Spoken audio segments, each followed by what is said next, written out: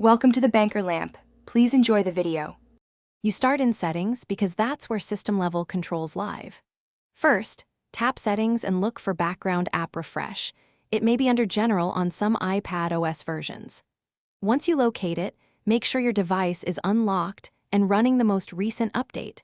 This ensures options appear as described. You're doing this now to stop apps from using data and battery in the background. Keep your finger ready to tap the Background App Refresh entry so we can change the behavior in the next step.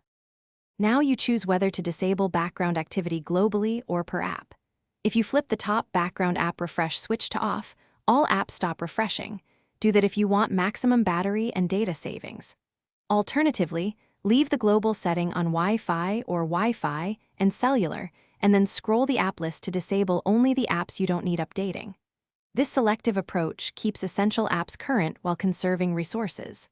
Once set, changes take effect immediately, no restart required. Finish by backing out to the home screen and monitoring battery and data usage over the next day.